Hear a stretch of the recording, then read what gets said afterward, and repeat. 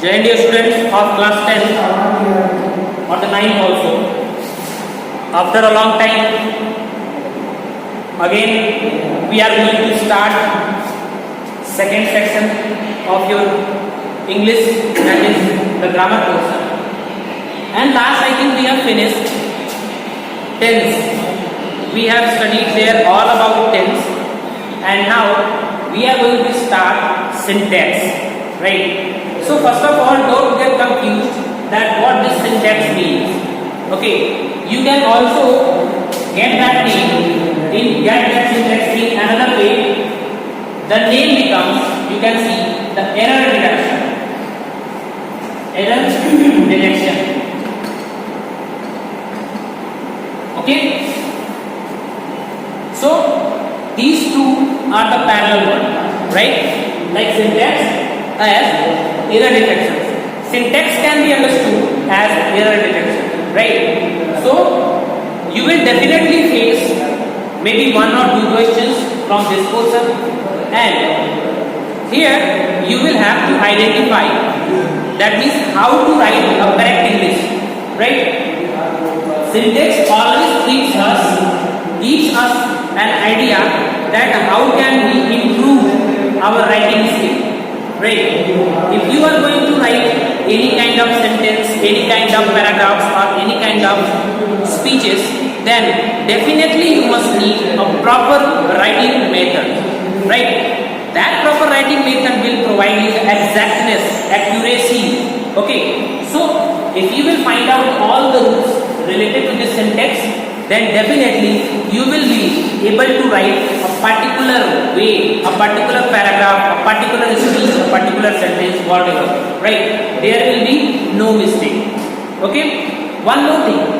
Sometimes you will face in your examination a single sentence or maybe a paragraph of having 4 or 5 lines, and from those paragraphs you will have to identify the errors given in each and every single paragraph, each and every single line, right? So whenever you will find out, you will be able to achieve all the rules, you will be able to understand all the rules, or you are having knowledge of all the even the formulas that is being used for the syntax, then you can easily access the errors. Otherwise you will not be able to find out those errors, because the sentence will be looking as accurate, right? So you will have to find out the error detection. How can you find out the errors? Let's start. Okay, so we are going to start here from SSVP agreement, right? The first thing in this error detection is subject verb agreement. Subject verb agreement. Subject verb agreement, right? This is the first part of your syntax. Basically, most of the problems you will face in your board examination related to this one means subject and verb agreement. Actually, it's an agreement. Okay, an agreement like what? That a subject and verbs are as usual. They must be parallel. That means a verb must agree with its subject in number, right? You can say that this agreement is SS or PP agreement. Okay, so this one is SS or PP agreement. You can understand it. Now what does mean SS or PP?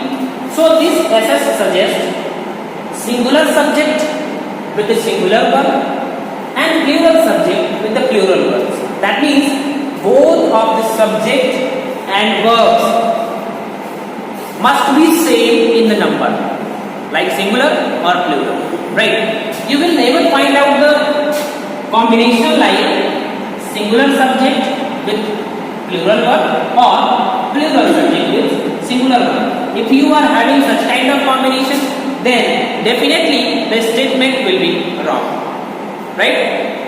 So today is the introduction just. So I will give you how you can just convert your subject in plural and you can convert your word in singular, right? I am going to give you an example, and from there, tomorrow onwards we will start learning all the lessons, right? That the rules again and again, one by one, we will find out the rules, right? So first of all, the rules. Rules for making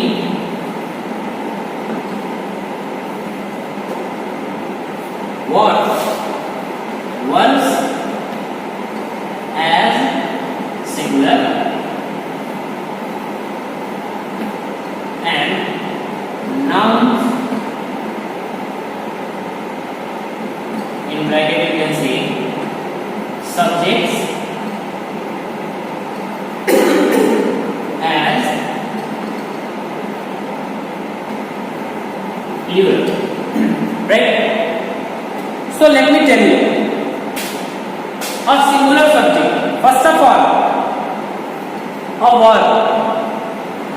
Whenever you will find out a verb in its base form, in its original form, then the original or the base form of verb is always in its plural form. That means if I have written this go or run or jump, so these are the verbs written in its base form. That means these are written in what? These are written in plural form. These are written in plural form. So what will be the number of go, run and jump? The number of go, run and jump will be plural. These are written plural in number. So how can you make these verbs as the singular one? So the rules are just simply added s or es. Whenever you will add s or es according to the rule in these verbs, then it becomes singular verb. How? Let's see. This go converts into goes after adding es. According to the rule, whenever a verb will end with o or vowels, then es is added at the last, and that becomes the singular verb. Right? Now the next, run. Whenever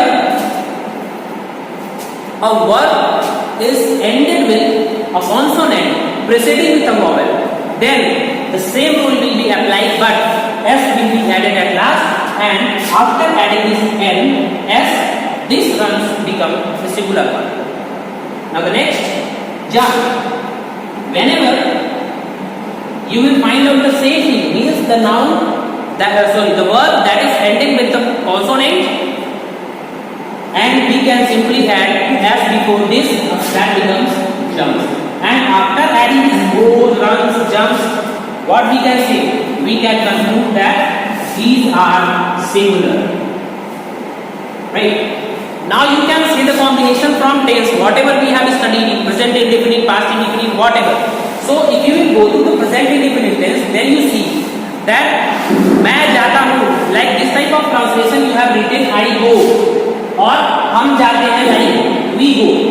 Okay, so we go, what we is a plural form, and we have written like go, that means plural, that's why it will be a plural. Suppose I have written translation like this, वह जाता है, then what we write? We write he goes. Right? So why this s or es change the mode? Because s or es always converts a main verb into singular, from plural to singular. This conversion happens, but the same s or es, whenever it will be added to a noun, it becomes plural. Right? So that one. Now let's see another example for to indicate that noun converts from singular to plural. Right? Suppose apple is a very common example. Apple or the boy or the girl. These five words I have taken, that is very common words we use in our daily life, right? So how can you convert this apple into plurals? Apple means single apple, boy means single boy, and girl means single girl, right? You will only add s according to the rule. A P E L E S, B O Y S, and girl becomes girls. only added with es suffix, s as a suffix, s as a suffix, and now these apple, boy and girl becomes plural just after adding es or s according to the rule. Right? Now this was the rule. Here from this side you can say that a verb always converts from singular to plural when we add s or es into it, and a noun always converts from singular to plural when we add s or es just according to the rule. Okay, so my dear students, this is enough for today. This was just the introduction. What we are going to get it here? We are going to get it here from this singular to plural SSTP agreement, that what a subject and a verb, their numbers must be parallel, their numbers must be equal. That means singular subject and singular verb, plural subject with plural verb. And one more thing, suppose you will never change the number of a subject or making a correct statement, right? You will always have to change the number of your verb. Okay, so note it down. That is the thumbs up rule, that you are never going to change any kind of subject, right? You are going to change the verb and its verbs. Okay, so my dear students, that's enough for today. From tomorrow onwards we will continue what? We will continue the rules of syntax related to. There are lots of rules and your mind will be shocked that how can it be possible to write a particular statement, to write such kind of rule in a single thing, right? But don't get confused. Definitely you can easily crack this. Okay, so we will meet tomorrow's segments. Up to the time, thank you. Have a nice day. Jai Hind.